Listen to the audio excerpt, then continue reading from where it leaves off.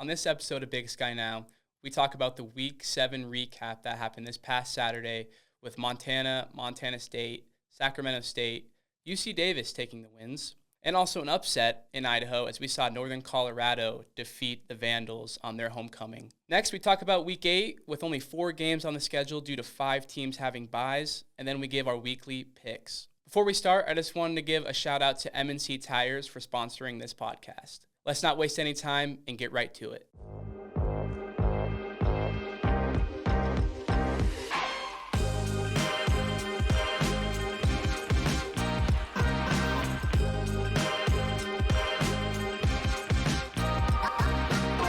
Welcome back, everyone, to the weekly episode of Big Sky Now. I am your host, Luke Schmit. Today, I am joined by Daily Interlake sports editor Fritz Neighbor, Daily Interlake sports reporter John Allen, Coeur d'Alene Press sports editor Mark Nelke, and Columbia Basin Herald sports reporter Mike Maynard. Before we jump over to Week 7 recap, I just want to shout out 2 players in the NFL really quick, both from Eastern Washington and both receivers.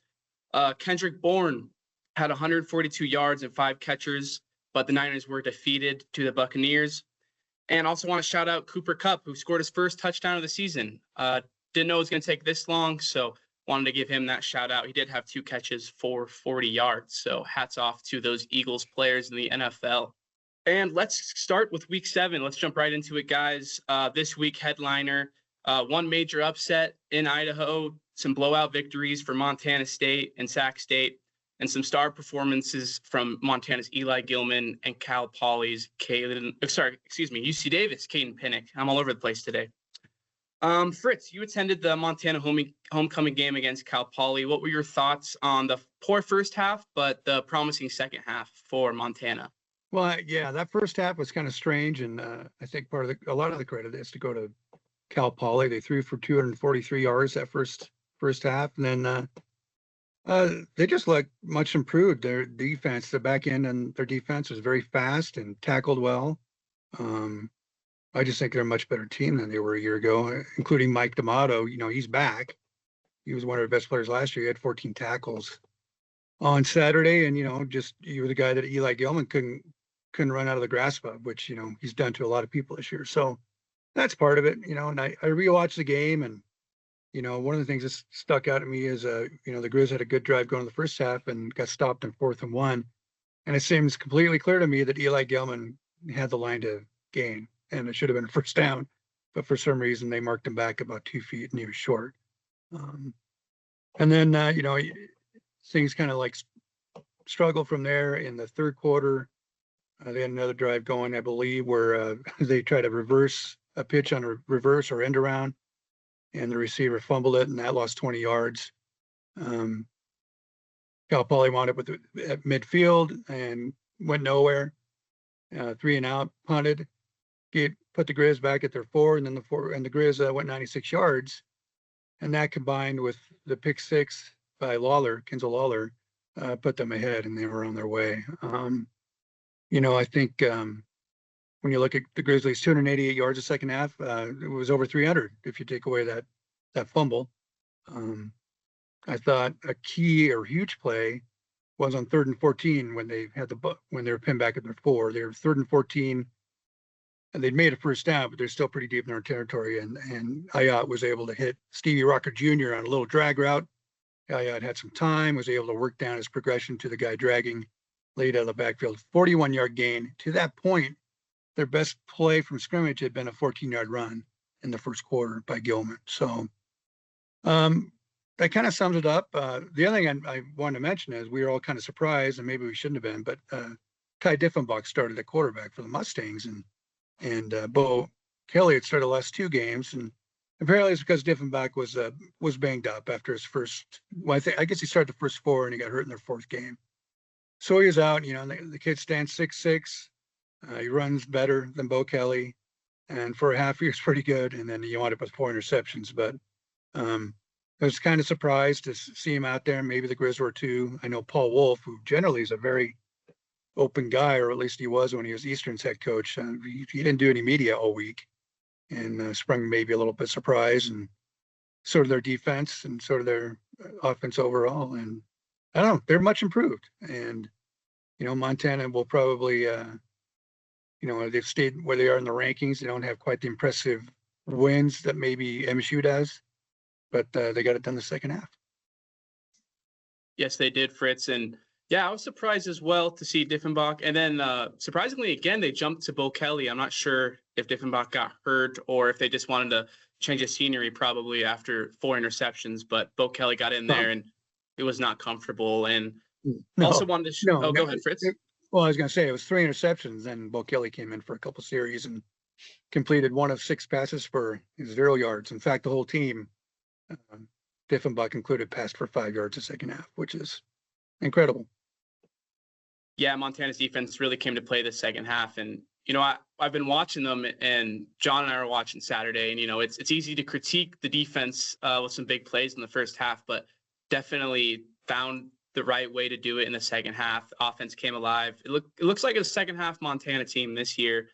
Couple other stats. Yeah, Gilman, 123 yards, 2 touchdowns. Ayat continues to, I really like when he scrambles this year. I feel like he does a lot better finding his receivers, especially Davis. He seems to be his guy out on the scrambles. So definitely a good win for Montana on their homecoming.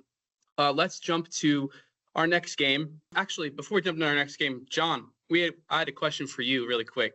I want to ask you if you think the Grizz are contenders since they're 6-0, or maybe they're pretenders with their favorable schedule. I know you and I discussed Saturday. I wanted to get your opinion.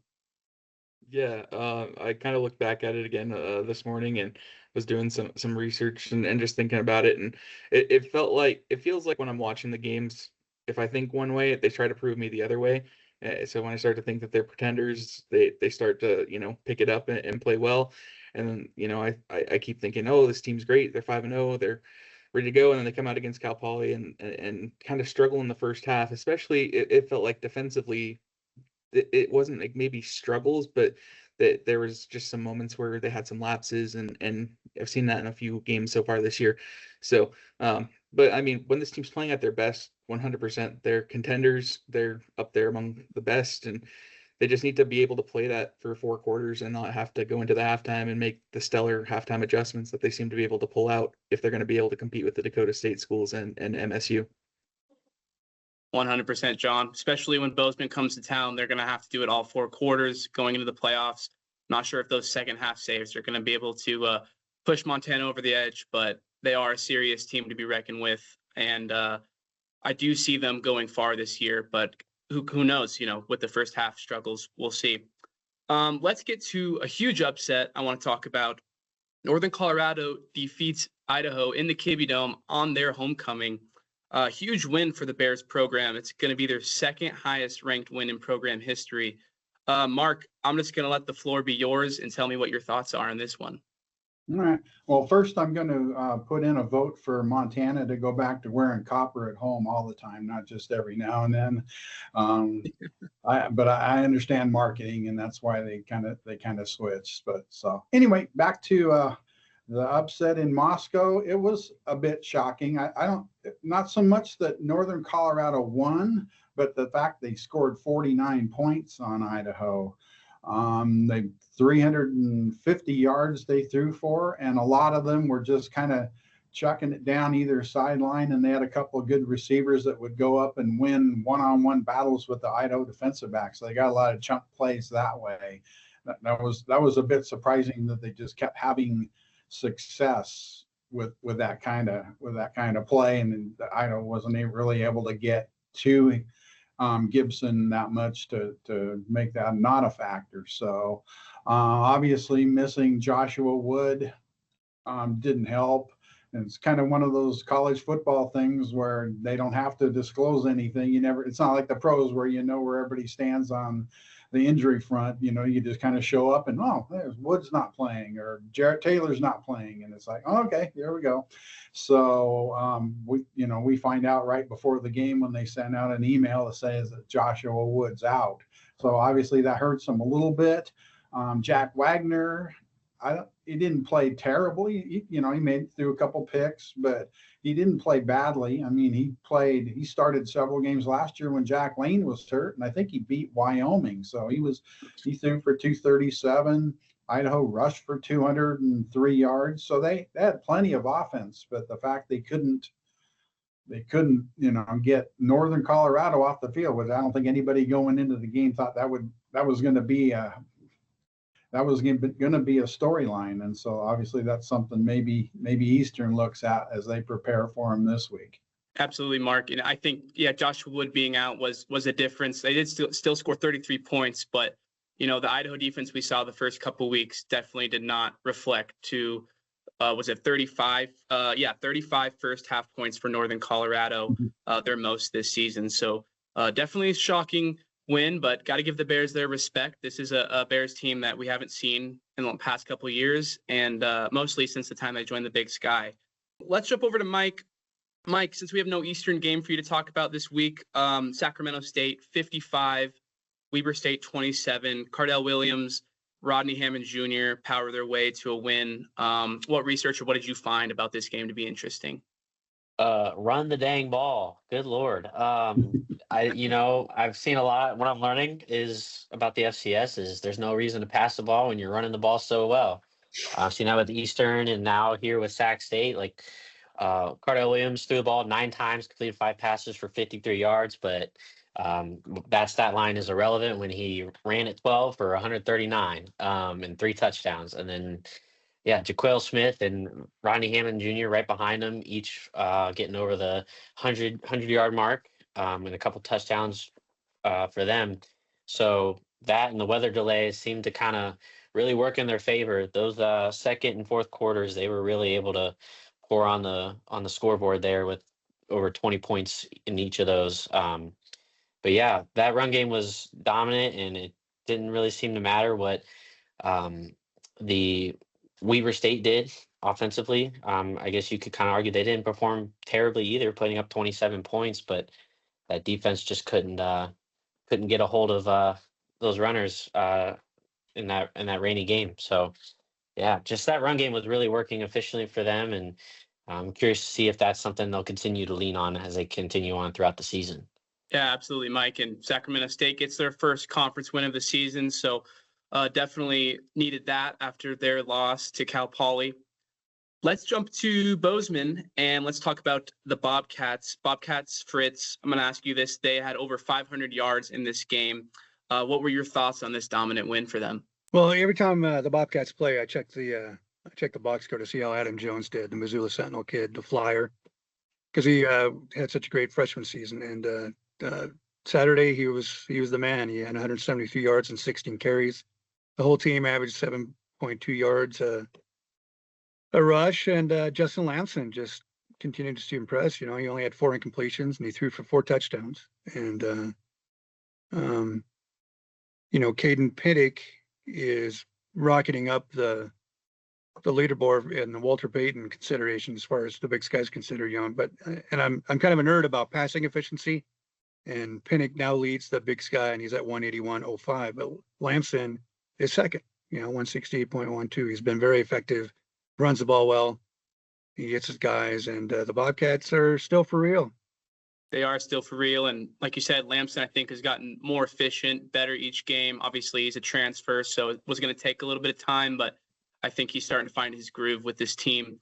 Mark, what did you see from this Bengals loss? They had a couple big plays in the first half. They were in it, and then in the end, Montana State blew them out, but just wanted to hear what you thought. Yeah, well, the 384 rushing yards jumps out for Montana State. They had a lot of wide open lanes for Adam Jones, and even some for Lamson. Idaho State threw it well. They always do, and their 2 receivers went over 100 yards in receptions, and Cook threw for 307. So they threw it okay. Had a couple drops so that killed drives, and then breaking news, they missed a field goal. So that their first missed field goal of the year. So they still wouldn't have won the game, but it would have been a little bit closer. So their offense wasn't too bad. It seemed like with Montana State, I don't know, this is the only game to judge it on, but they seem almost more balanced with Lamson, and because he doesn't run quite as, obviously as much as Malott, and they don't have to they don't have to rely on Malott, and they shouldn't have anyway, because they got good running backs and good receivers. But I think they're a little more balanced, and you got to prepare for a little bit more maybe with this group than maybe stacking the box last year, with Malott running the ball. Definitely, Mark. I think Montana State is going to have a huge matchup soon in a couple weeks. UC Davis will be coming to town, so I'm ecstatic to see that offense and their rushing game go against the UC Davis defense. Last game for week 7 before we get to week 8.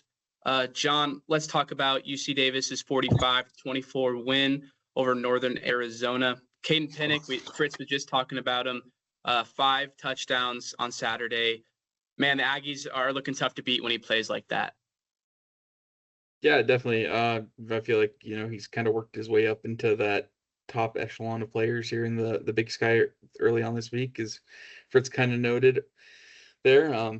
If not, Walter Payton, Jerry Rice at least being the top freshman here in the country. Near 70% completion, 1,400 yards passing, 16-2 touchdown to interception ratio, which is just ecstatic. 5 touchdowns this last week for UC Davis. Just great play. Will he work his way into that, Big Sky top national player award? Remains to be seen. Lamson's playing really well. He's emerged very well for Montana State. Eli Gilman's having a great year again with Montana. You still got Ty Pennington, who's nearing the 2,000-yard mark now for Northern Arizona, even though the Lumberjacks have dropped a couple games in a row now. So it's definitely got some competition up there. But yeah, Caden Pinnock is absolutely shining early on this year, and UC Davis is still playing well, even with the loss of Rex Connors on that defensive side. So they are absolutely the Aggies looking. I cannot wait. I'll stress it again. That game in Bozeman is going to be critical to see which team could come out in the Big Skies, second, third, first place. It's going to be a big game for the conference.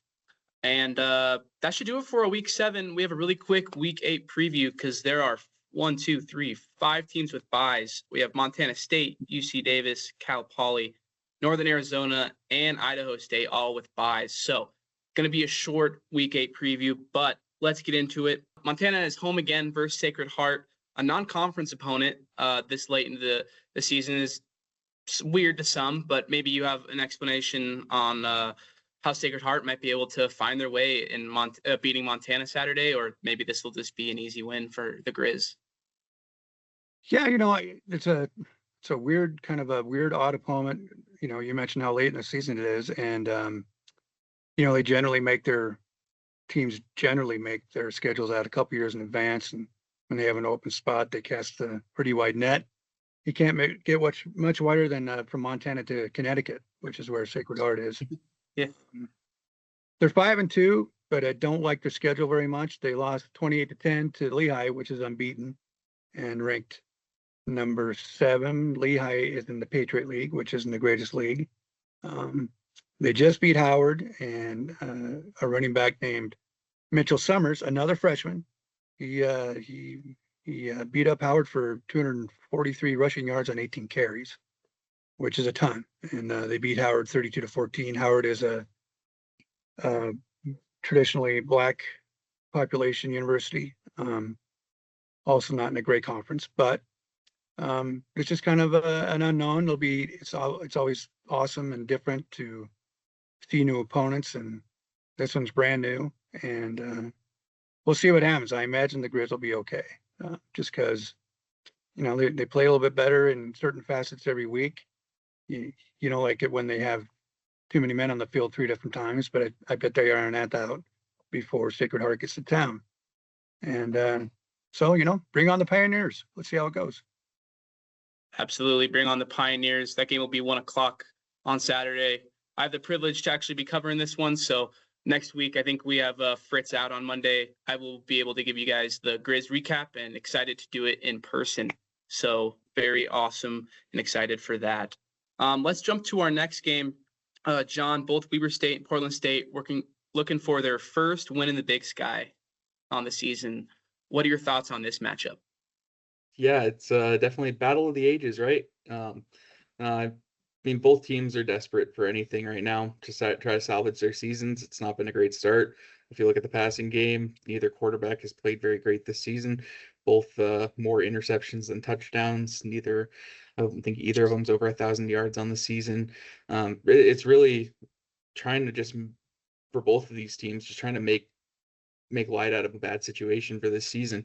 Portland State, I think you got to kind of give them a little bit of an edge early on. A, they're at home.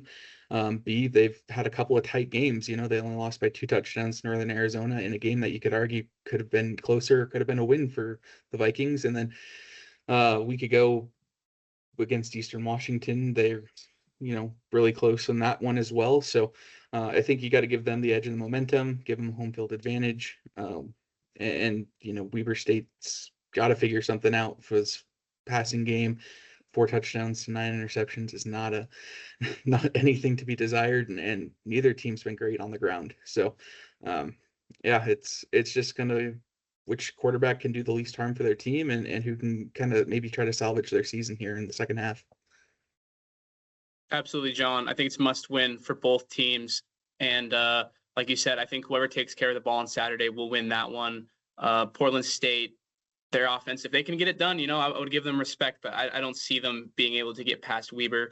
But we'll give our picks here on that soon. Let's go to our next game. I'm going to go to Mike first on this one. Eastern's coming off a bye, but Idaho is desperate for a win after that shocking loss to Northern Colorado. What do you expect in this one, Mike? I think this game could easily be more competitive than some might give it credit for. Eastern coming off that bye, but also coming off a win at home and having another home game consecutively. So I know that they're going to really be trying to ride that momentum. I know they've been, as Coach mentioned, Aaron Best mentioned after the game, really working on the blocking schemes and whatnot, making sure that quarterback stays upright and not have to run.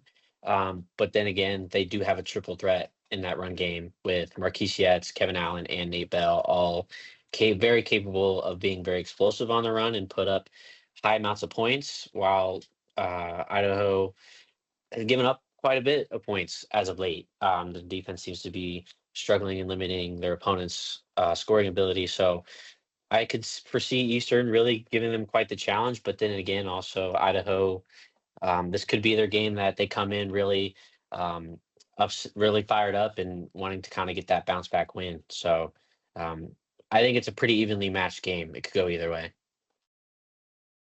What's your opinion, Mark? Do you think we'll see a better Idaho team taking that red field on Saturday? Well, for their sake, they better. Otherwise, they're going to be 0-3 in the conference and wondering, on the fence of even getting into the playoffs. They got to play better on defense to start off, even though what Eastern does isn't what Northern Colorado did. And Northern Colorado threw deep and the receivers won one-on-one matchups, and Eastern runs and maybe throws a little bit. Although they might look at the film and go, hey, let's throw a few more of these deep shots in. And so it'll be interesting to see if, I don't think Eastern is going to change their whole offense, but they might throw in a few deep balls just to test the Idaho DBs. Idaho's given them 90 points in the last 2 games. So they need to play better, whether they stop the run or the pass or whatever. Having Wood back would help, obviously. Though Jack Wagner has, he played well, and he played well last year. So I don't think I think they can win with Wagner. He won with them last year. Coach Ford said this. I was listening to the presser today before we did this, and he said Wood's going to be a game time decision. So I guess we'll wait for the pregame email that shows what their availability is before we know. So because that's how it goes in college football. But anyway, like Mike said, it should be a close game, either way, and Eastern's got a shot, especially on the red. Absolutely, they do. And especially if Joshua Wood is out, I think Idaho does need him. And like you said, this is kind of do or die for them. They are still ranked in the top 25, but if they were to drop this one, it's starting to look less and less likely on their playoff hopes this season. Last game we'll talk about, it's the declared Big Sky game of the week. John, we did some research on the Bears Saturday night, and this could be one of their best seasons in the Big Sky. Honestly, they're starting out very well compared to what we've seen on those long seasons in Northern Colorado and Greeley fans not showing up, I think there's some excitement. So do you think they can continue this excitement into their game versus Sacramento State? Yeah, well, like you said, I kind of did some research on Saturday night, and I think 3 wins on the season kind of puts them up in the top half of their season since they've joined the Big Sky. They've gotten to 6 wins twice, 5 wins once, and outside of that, they've not done very well. So, yeah, if you looked in the polls today as well on Monday as they came out, you might have noticed they got 9 votes in the top 25 after knocking off Idaho last week. So this definitely isn't your father's Northern Colorado team. They're a lot better. They're like we said early on this season, they almost knocked off South Dakota. They almost knocked off Colorado State. They could very easily be 5-1 at this point going in this week. Yeah, Sacramento State is, you never know what to think about Sacramento State because, like we've talked about earlier this season, it feels like when they should be winning, they're not showing up, and when we rule them out, they show up and put together a big win. Noticed this last week, and Mike kind of mentioned it too. Running the ball, they were successful, but with Northern Colorado's wins this year, teams that have run the ball have actually been the games that they've prevailed in. It's when teams pass it, like Idaho State did, that Northern Colorado has kind of fallen behind and struggled. So, that run defense can maybe keep them in it, and I could see Northern Colorado definitely being in this one and maybe walking away from Sacramento with their 2nd straight road win. I do as well, John, especially with that momentum win, as you said, at Idaho. And yeah, that Sacramento State, I kind of relate them a little bit to Idaho State, and kind of, when they're coming off a tough week, we kind of expect them to play bad, and then they play well to their standards. So those 2 teams, I'm kind of finding some similarities there. Before we get to our picks, I just wanted to give Fritz the floor if there's any final thoughts he had on the Week 8 games. Well, I was kind of saving it for my picks. I know I didn't do very good last week because I picked too many road teams. And so, spoiler alert, I'm going to pick all home teams this week. So let's get to them. Yeah, let's get to the picks right now. Let's get to John. You extended your lead a few picks this week, just like Fritz said. He had a couple of teams he picked on the road. So let's go with John. You're at 53 out of 58 correct. Still first place. Go ahead. All righty. Well, I'm going to pick Montana to roll at home, and I hope that you have fun going out there and covering that game, Luke. Thank you. Got Portland State winning at home over Weber. I think they get their first win of the year. Idaho rebounding over Eastern. And then I've got Northern Colorado going on the road and beating Sacramento State. And let's jump over to Fritz. Fritz, like you said, just a couple games, you came up short, 50 out of 58, so you're still in second place. You can still catch up here soon. What do you have for us this week? Well, I have Montana going back to the maroon and prevailing. And, I saw today where, they're auctioning off online those copper jerseys, and they broke the internet. The site crashed. So it's hard to grab that bag if the internet doesn't work for you. And, Portland State, my like for the Portland State coach, Bruce Barnum, is going to make me pick the Vikings to get that elusive Big Sky Conference win. And, I would have picked Idaho a week ago, and I would have picked Northern Colorado a week ago, but then Idaho went flat, and Sac State had a really impressive win. So I'll stick with Eastern Washington at home, and I'll stick with Sac State at home against Northern Colorado. And on to Mark. Mark, you're at 48 out of 58, so just 2 games behind Fritz. Go ahead. All righty. Well, I'm going to take Montana at home. As much as Weber might be a slight favorite, I'm going to, I like Bruce Barnum too. I think he's good for the league, and I kind of pull for his teams just because of that. I'm going to take them to win on their home turf in Hillsboro. I thought about taking Eastern, but I'm going to stay with Idaho to kind of make the adjustments and win a close one.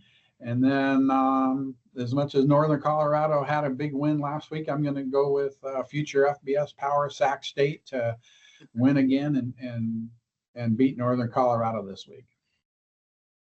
Thank you, Mark. Mike, you and I continue to be neck and neck. We are tied at 47 out of 58, so we're getting a little closer to these guys, but got to still make up some more ground. Let's hear what you got. Yeah, gonna stick with Montana to get the win. I think I'm actually gonna go with Weber State to get a bounce back win, and Portland State continue the losing streak. I liked how they kind of competed, or they really did compete with Eastern Washington, but that's kind of the only game where they actually did that. So unless they're able to ride that momentum, which I don't feel like is likely, I think Weber State's going to take that.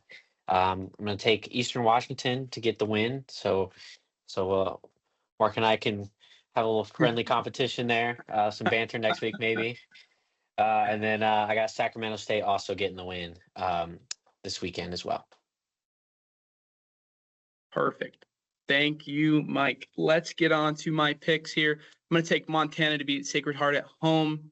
I am going to take Weber State to bounce back against winless Portland State. Haven't seen anything from them, but they are coming off their bye week, and you guys are confident in them. So as you were saying that, I was maybe rethinking, but I need to get some points, so I'll take Weber State here. I like Idaho to avenge their loss last week and defeat Eastern, but I do think that game will be close, especially them being on the road. And lastly, you know what? Give me the Bears. I actually didn't pick them at first, but I'm going to take Northern Colorado. I like them over the future NIL FBS powerhouse of Sac State. So give me the Bears this week. I'm ready. Is that legal? Probably not. Hey, I'd like to go back and change a couple of my picks too. No, I'm kidding.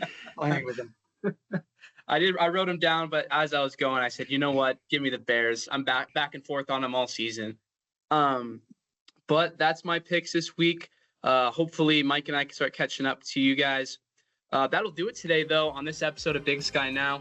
I thank everyone for tuning in and listening as well. If you are doing that on Spotify or any app you use for podcasting, please leave a comment, like, subscribe to the video, and we would love to discuss anything you have for us. But until next week, we will catch you later on Big Sky Now. M&C Tire in Kalispell has been locally owned since 1979. From urban avenues to untamed trails, M&C Tire will help you conquer any terrain. Unleash the power within your ride. Stop into M&C Tire at 1271 North Meridian Road in Kalispell or mnctire.com. M&C Tire, wherever you go, we've got you covered.